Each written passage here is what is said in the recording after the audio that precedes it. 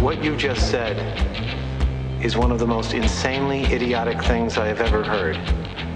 At no point in your rambling, incoherent response were you even close to anything that could be considered a rational thought. Everyone in this room is now dumber for having listened to it.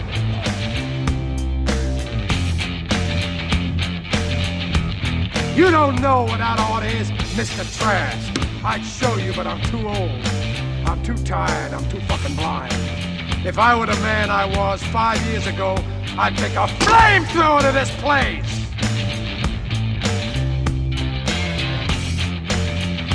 Do you understand the words that are coming out of my mouth?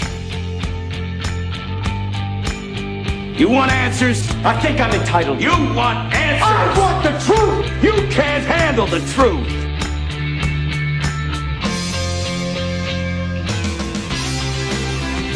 We've all agreed that supporting Gaza must be done to lift up the people themselves, but we don't want to fund anything having to do with bloodshed, hatred, or terror, as has happened in the past. And for the same reason, we're also agreed that Gaza's reconstruction requires that it be demilitarized and that a new, honest civilian police force must be allowed to create a safe condition for the people in Gaza.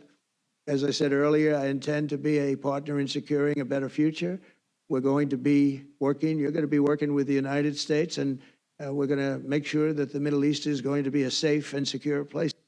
Oh, it's big aspirations and it's big dreams. This is Tim. This is Get Off My Lawn, the mad ramblings of a Gen Xer.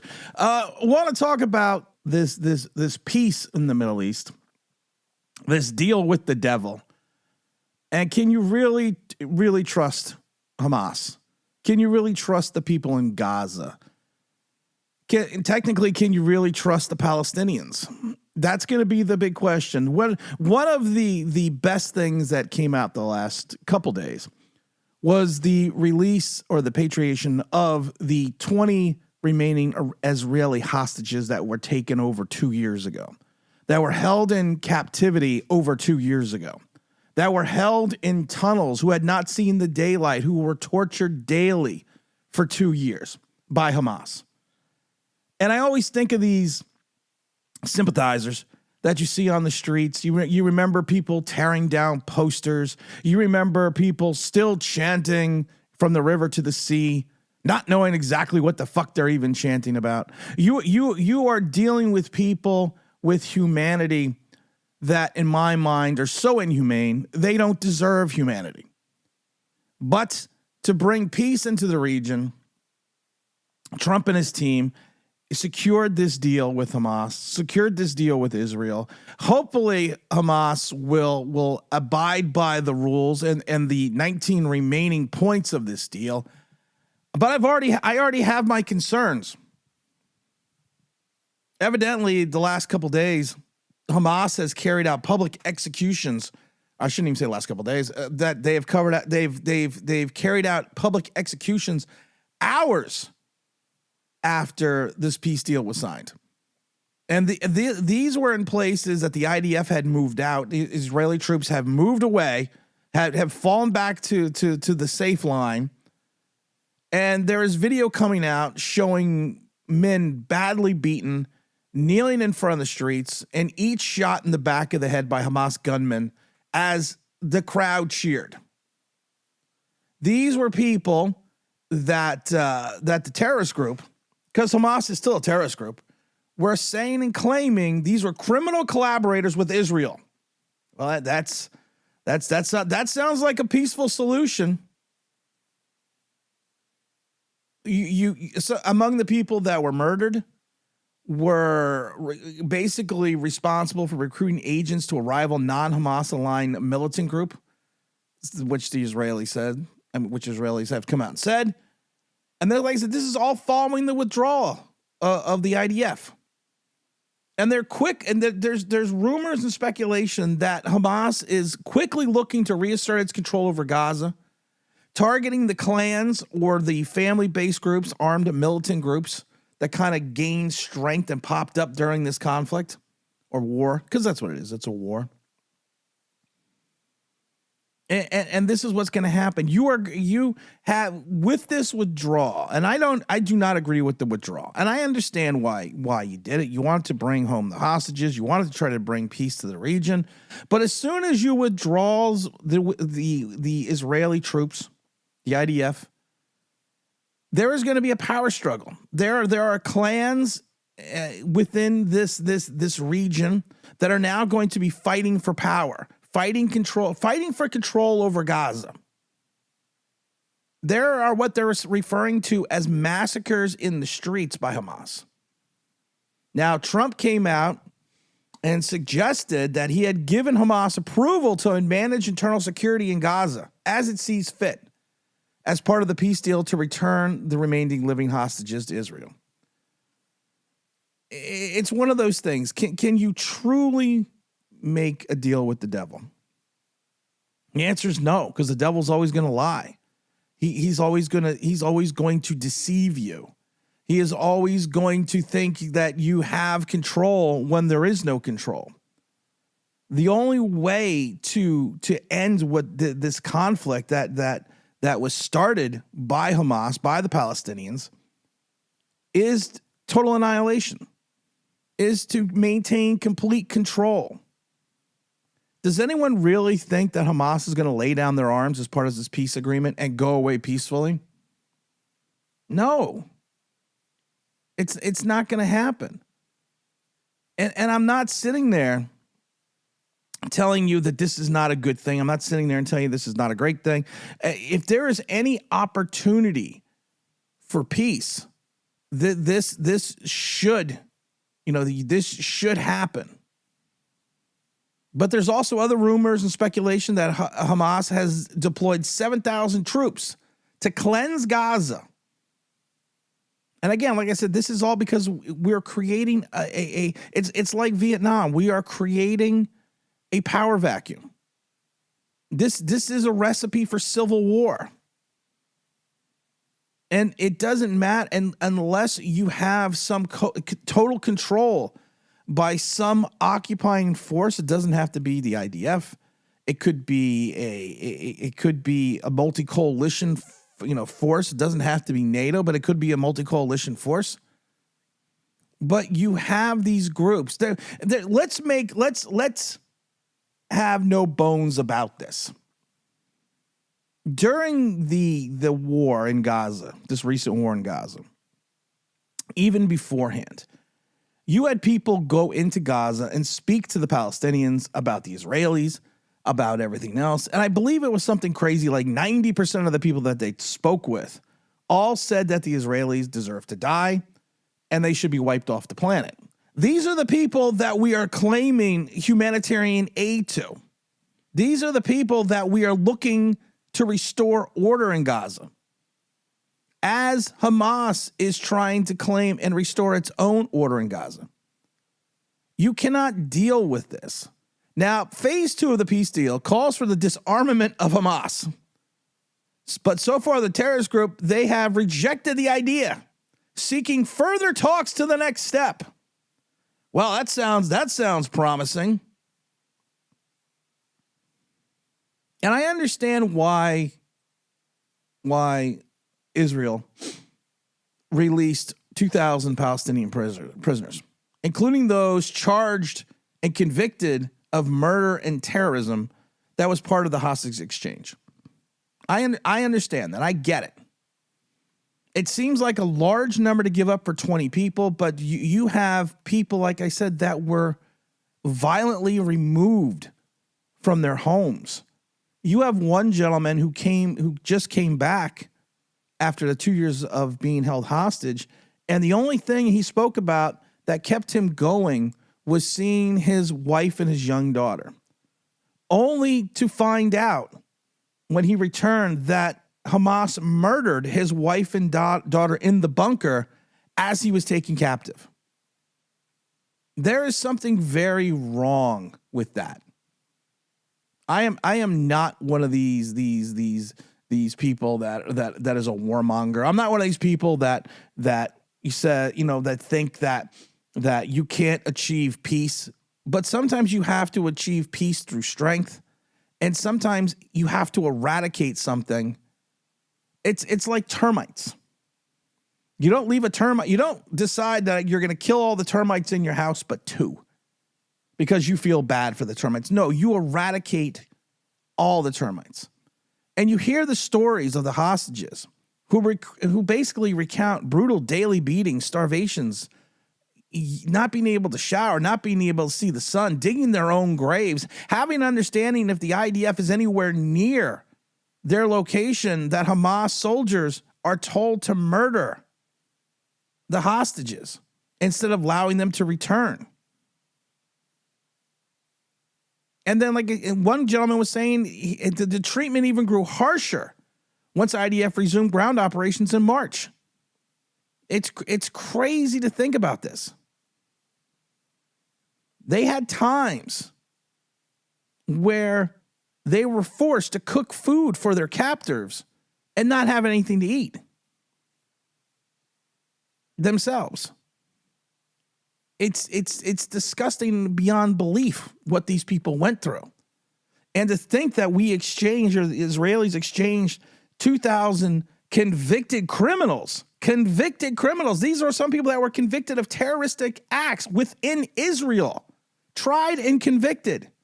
And we have to return them so we can make a deal with the devil. I hope this goes well. I hope this goes as planned. But I just don't see it. And I love Joe Biden. You gotta love Sleepy Joe. He gives rare praise to Trump for the peace deal, but then he kind of says, well, Blinken and myself, we laid the groundwork for all this. This is kind of our doing. Oh, dear Lord. We have our own power vacuum here. You have the Zolhan running for mayor in New York. And I know Mondami is not the Zolhan, but I call him the Zolhan, which makes it even funnier because if you ever saw the movie review with the Zolhan with Adam Sandler, he is a Israeli counterterrorist agent. But the Zolhan finally makes a comment as he is losing steam in his mayoral race. I can't even talk today. His race for mayor in New York. He calls for the end of occupation and apartheid as he finally issues a statement in reference to the Gaza-Israeli ceasefire deal. This guy's a fucking winner. This guy in New York is so far up his own ass, it's not even funny. Because he's never worked a day in his life. He comes from a wealthy family. He had this wedding, this $1 million wedding in another country. But he is for the little people. He is for socialism. He's been a vocal critic of Israel forever. He to me, he's anti-Semitic. If you want to lay it down completely, he is a guy that just doesn't get it. And if the people in New York elect this moron, you are going to get what you elected. You are going to get a socialist. You are going to get someone that's going to tax the rich, tax corporations, and basically force companies out of New York. He is going to not disband the police, but he's going to have policing officers that, don't carry guns, but they're going to go out there and talk to people. That really works well with criminals. This is the guy that you have. This is the guy that denied the Holocaust. This is a guy that is like I said, he's anti-Semitic. Let's just be honest about it. He's made so many anti-Semitic comments, it's not even funny. But that's all right, though. That's okay. Because he supports the Palestinians. He supports Palestine. There is no Palestine. For the love of fucking God, can people remember that? There is no Palestine. Oh, the Zolhan.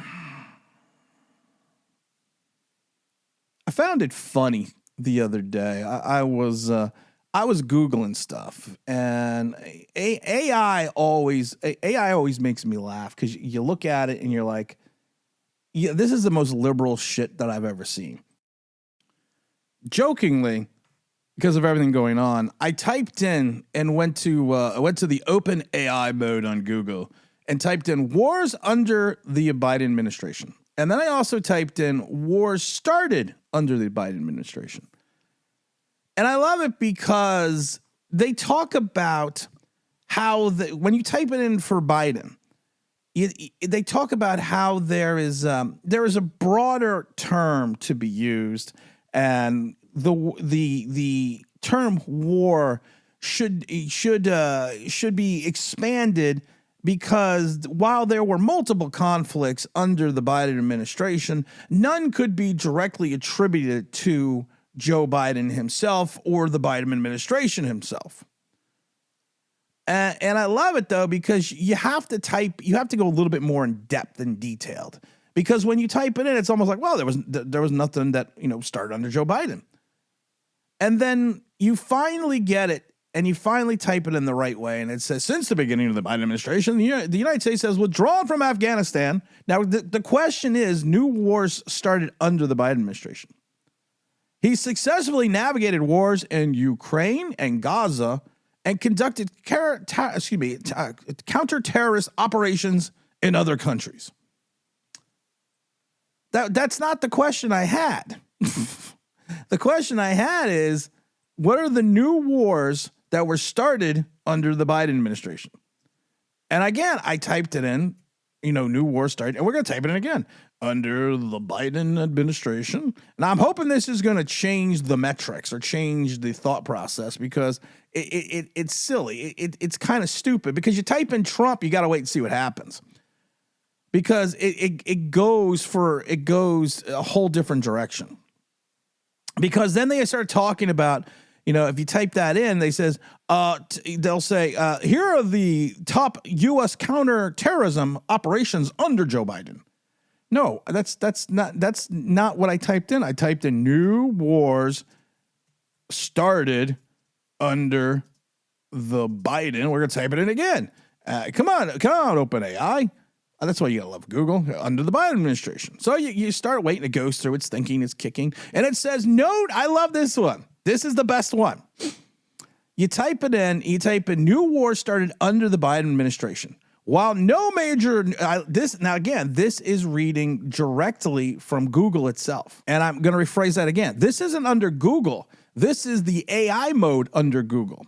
While no major new wars were initiated by the U.S. under the Biden administration, it has provided significant military support to nations embroiled in conflicts. The primary conflicts that define the period are the Russian invasion of Ukraine. I think that's a war. And then I love this one, the Israeli-Hamas war. But don't worry, there were no new wars initiated by Joe Biden or the administration in the United States. The administration also conducted airstrikes against Iran-backed groups and oversaw the final withdrawal of U.S. troops from Afghanistan. Now, of course, this is nothing that I asked for. But then they get into it and they talk about the invasion of Ukraine, which started in 2022.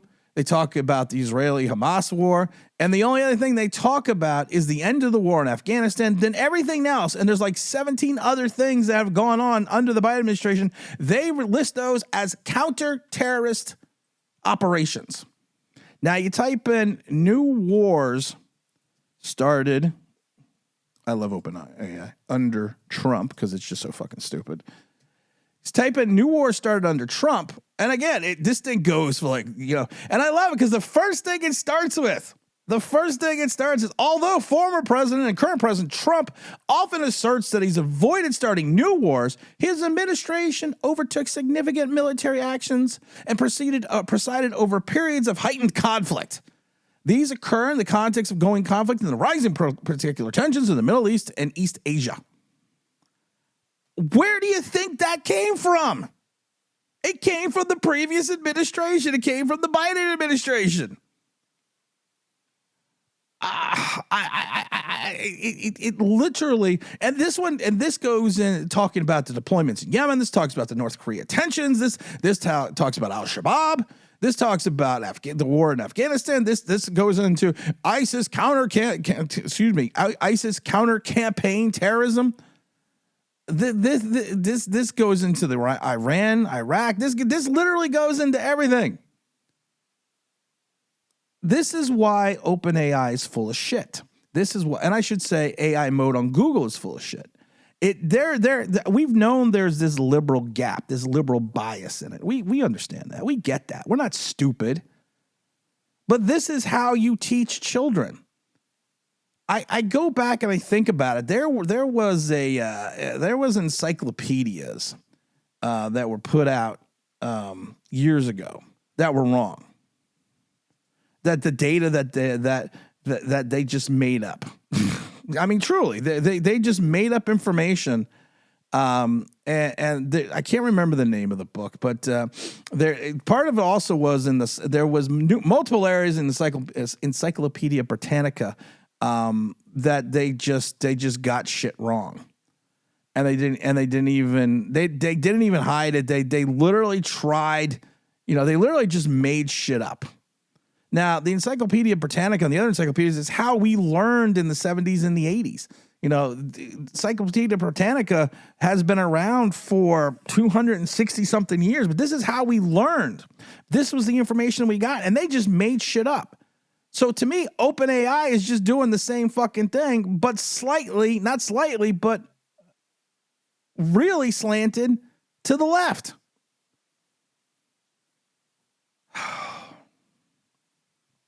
Halloween's coming up. I love Halloween. Halloween in the House of Spooks. It actually was the World Book Encyclopedia set that was one of the worst ones that was wrong. But I was talking about some friends because, we grew up in the late 70s and in the 80s. And it was just different then. There was some scary shit that we were allowed to watch on television. And I'm talking midday television. I'm talking about television like in the middle of the afternoon on a Saturday that you would probably never want your children to watch today. And one of the things that I looked at was the TV movie The Hobbit. Now this was what was it, Bass and Rankins? It was the same, Bass and Rankins. It's the same guy, and this was from 1977. These are the same guys that produced all the Christmas shows. These are the same guys that brought you Rudolph. These are the guys that brought you, The Abominable Snowman, which makes a lot of sense. These are the guys that brought you, The Winter Warlock, all that fun shit.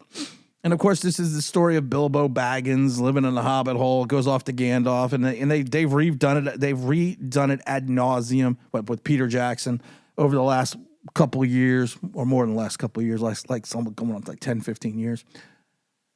And of course, it's about the Hobbit that goes on the great adventure, and it's a cartoon, but it's the freakiest fucking cartoon you will ever watch. And I thought about this. This is something that we got to sit through as kids. It was the greatest adventure. That's what we got to sit through. and we literally watched giant spiders cocoon the fellow dwarves, the Dwarf King, and poison them and suck the blood out of them, and then they attack and kill the spiders. You got the damn thing with My Precious. That is one of the scariest things I've ever seen. You got Smaug the dragon, which the guy kills, and you literally see the arrow go through into the dragon and kill him. You have the multiple war against all the fighting factions. And if you watch it and you take a look at it, you think to yourself, this is some fucked up shit. The dragon kills everyone in Lake Town.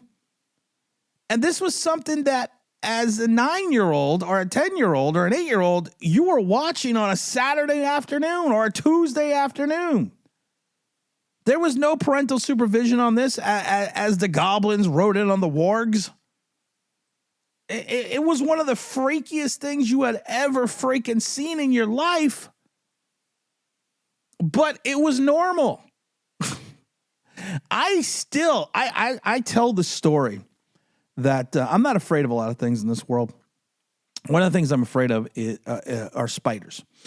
And one of the reasons why I'm afraid of spiders is because of The Hobbit, the 1977 Hobbit, because of the big spider in The Hobbit, which Bilbo Baggins kills. And you get to watch. So that spider, watching it as a kid when I was like 7 or 8, used to fucking freak me out. So I moved to Miami from New York, and I don't know anything about these big ass bugs they have in Florida. So they have something called a banana tree spider. And this banana tree spider is fucking huge. It's like 12 feet long. Well, probably not 12 feet long, maybe like 2 feet, maybe a foot and a half. I don't know. But we're going to say it's 12 feet fucking long. And I remember moving in to a townhouse and opening up the pantry. And I'm filling up the pantry, and it's a very tall pantry. And I look up, and there's this big ass spider staring at me. There is the spider from The Hobbit staring at me, ready to jump and cocoon me and poison me. So what do? Being from New York, I go grab a gun. Because you know what, I have to. This is what you do, and this is what you do in Florida. Because you're not in Florida. In Florida, of course, is like Texas. You grab your gun. I'm going to shoot the spider. Then I thought better of it because I was like, well, I don't really want to put a hole in my new roof. So I called. They had an on-site maintenance. So I called the on-site maintenance. And they had them get the spider. But I was so traumatized by The Hobbit that I couldn't even kill a spider in my new townhome. That's how fucked up this shit. This is how fucked up this shit is. Then I think of Ricky Tikki Tavi. Ricky Tikki Tavi is about a mongoose, and it was a book, of course, and they made it into it was part of a short story collection, I believe, by the author of The Jungle Book. So they of course had to make it into a film. Now, this, again, something that was done, shockingly, 1975. And it's basically about this family that goes and lives, I forget where they live. They go live in Africa or something. And they befriend a mongoose. They save a mongoose from drowning. And the mongoose becomes a friend and protector for the young child, the young boy. And they live in this garden where there's all these snakes, and Ricky Tikki Tavi kills this one little poisonous snake to save the boy. But there's these two cobras that live in the garden, Nag and Nagaina. Well, Nag and Nagaina they control everything. They're badasses. But they don't like the family being where they are. They don't like the family living in this shit, so they want to get rid of the family. And they also don't like the mongoose around because they have baby eggs. Of course, mongooses go after cobra eggs and destroy them. Teddy was the kid's name. I had to think about it. Oh, no, was it Teddy? Was it Teddy was the kid's name? Or was it John? I don't remember. I don't remember. Oh, no, it is Teddy. Yeah, Teddy is the kid. So what happens is the cobras, because they can talk, because it's a cartoon, decide that they're going to get rid of the family. So Nog decides that he is going to wait in the bathroom at night. He sneaks in. He's going to wait in the bathroom at night, and he's going to attack the family as they go into the bathroom. He's going to attack the family on the shitter. So what happens? Ricky Tikki Tavi, man, he hears this plan. He's fucking waiting. He's waiting for Nog. So Nog comes in, he sits there. Now, anything about mongooses, mongooses always attack the back of the cobra so they can break the cobra's, so they can kill the cobra that way. So what happens is Ricky, and we're going to call him Ricky, jumps up, gets on Nog's back. He can't kill him. The dad comes in and shoots him with the shotgun. Nog. So, of course, kills Nog and they throw it over the fence because that's what you do in Africa. You just throw shit over the fence. That's what you do. That's what you do anywhere. So what happens is Nagaina now is pissed. And she ain't playing around no more. But she's got the baby cobra eggs to protect. But she's still going to get rid of this fucking family. So one day the family's outside enjoying a nice lunch. And then Nagaina comes up. And now remember, this is some fucked up shit to watch as a kid in 1976. And they would show this in school. And all of a sudden, Nagaina comes up, and she's about to strike the boy. And, of course, they can talk, the animals, but the humans don't understand it. And I love it because she sits there looking at Ricky Tikki Tavi and telling him, if the boy moves, I'll strike. If the boy doesn't move, I'll strike. I'm like, what kind of fucked up shit is that? You're going to kill the kid anyway. You're going to kill the kid either way. But Ricky was smart. He went to their nest, the cobra's nest, and smashed all the cobra eggs except for one. Egg. So as Nagaina is tormenting the family, Ricky brings over the egg like, hey, bitch, I got one of your eggs. You want it? You got to come fucking get it. And there's a race. Nagaina grabs the egg and runs off, and then she runs down the cobra hole. Now, no mongoose has ever survived going inside a cobra hole because there's no room to fight. But somehow Ricky comes out. He killed Nagaina, smashed the eggs, and everyone lives happily ever after, except the fucking kids that have to watch this. You just killed two cobras, shot one. This kid's being attacked left and right, almost drowns. And you're throwing snakes over the fence. There's dead things. There's talking cobras that want to kill you. No wonder Gen X is so screwed up. No wonder we don't know anything. No wonder we don't know any fucking better. Because we had to watch shit like this, and it was normal. Oh, just another day in paradise. Once again, this is Tim, this Get Off My Lawn, the mad ramblings of a Gen Xer. Like, subscribe, follow, leave a comment, or you, of course, can leave a 5-star review every place you see podcasts, every place that they're found. Enjoy the rest of your day, and I'm out of here.